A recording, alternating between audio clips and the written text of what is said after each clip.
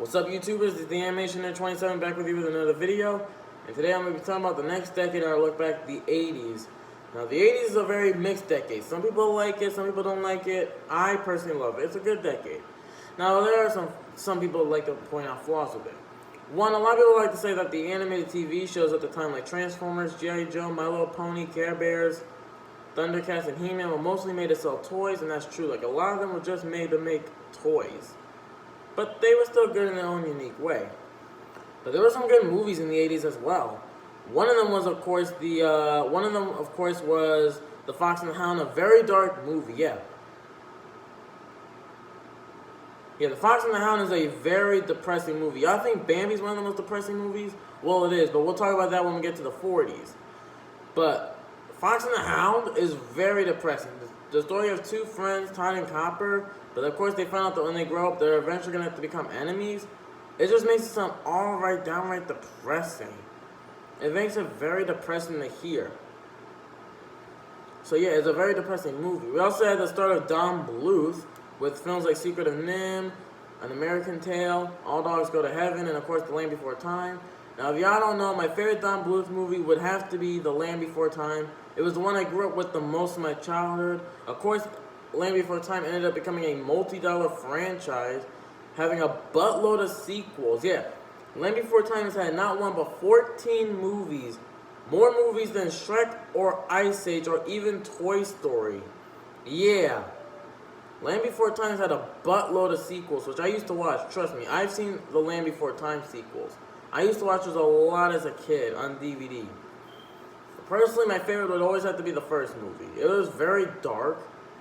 Of course, it featured another childhood death, Littlefoot's mom, which, let's face it, along with Mufasa, Bambi's mom, is one of the most saddest deaths in animation. Like, even though it's not from Disney, it's one of the saddest deaths in Disney. Of course, it came out the same weekend as another Disney film, Oliver and Company. Now, I freaking love Oliver and Company. It is a really good animated film, especially the song, Why Should I Worry? Tell me, why should I care? Yes, just be population. I got streets side by side. Why should I worry? Tell me, why should I care? I love that song. Why Should I Worry is a catchy tune. The characters like Oliver and Dodger and the rest of them are good. It's just an overall fun movie. We also have The Great Mouse Detective, which is a very underrated movie. Now, of course, I've seen reviews of it, like the Disney December review of it, and of course, Animat's top 10 favorite Walt Disney Animation Studios films, where he put it at number 10, and of course, his review of the movie. But yeah, The Great Mouse Detective is very underrated. Sadly, Disney never talks about the movie anymore. They seem to have forgotten about it. Like, they never mention it. It's like forgotten. Disney never likes to talk about it. But it's still a very underrated movie that more people should look at because it's really good and funny. And that's one of the most underrated Disney villains ever, Ratigan, who I consider to be one of the most underrated Disney villains ever. What did you call me? That line, I love that line. Of course, there was also The Black Cauldron. Now, some people like this movie, some people don't hated it. Personally, I've never seen The Black Cauldron. Yeah, I never saw The Black Cauldron. I've never seen the movie, so I don't know. But it looks good to me, although I have to watch the movie first, because, well, I haven't seen it yet. I have to watch the movie first before I can see it. So, yeah, I haven't seen The Black Cauldron, but it looks good from where I've seen it from. Although I could be wrong, but, yeah, I've never seen The Black Cauldron. I might see it sometime soon, like maybe this year for Halloween. I might watch it. I might get the DVD of it because along with The Great Mouse Detective, I don't have both movies on DVD. So I might get the DVD of The Black Cauldron and watch the movie for Halloween. Excuse me. But it looks like a good movie to watch during Halloween time and stuff. So I'll probably get that on DVD. But yeah. And of course, speaking of Disney, we also had The Little Mermaid. Yes, we all love The Little Mermaid, and of course this year's The Little Mermaid's 30th anniversary came out in 1989, which was the final year of the 80s. So yeah, despite being part of the Disney Renaissance, The Little Mermaid was the only Renaissance film that did not come out in the 90s. The rest of them came out in the 90s, but Little Mermaid came out in the 1980s. Though, let's face the facts, Little Mermaid became a lot more popular in the 90s. Sure, it came out in the late 80s, but Little Mermaid became very popular in the 90s. Like, it had a TV show, sequels, merchandise. It became popular in the 90s. But anyway, yeah, we also had other films like The Secret of NIMH and American Tail, All Dogs Go to Heaven, which came out the same weekend as Little Mermaid, but lost at the box office to it. We also have Rock and Roll, a very underrated animated film from Canada featuring one of the best villains, Mock Swagger. Though I never seen the movie, I have seen reviews of it. I used to be scared of Mock Swagger, though. Whenever I saw his image, I used to freak the hell out about him, along with like Napoleon from Animal Farm and General Woolmore from Watership Down, but I gotten over it. There are also some of the Ralph Bakshi movies from that time period. Forgot their names. American Pop, Fire and Ice, and Hey Good Looking, I think. Yeah, those are the ones. Now, I haven't seen Ralph Bakshi's films from the 80s and 90s, though. I've seen the ones from the 70s, like Fritz the Cat, Heavy Traffic, Coonskins, Wizards, and Lord of the Rings. I have seen those. Those I have seen, but I haven't seen his films from the 80s or his 90s film, Cool World, which was his last movie, by the way. But yeah, I haven't seen all those movies yet. I'm planning to see them sometime soon, so I can see all the Ralph Bakshi movies. But yeah, I'm planning to see those soon.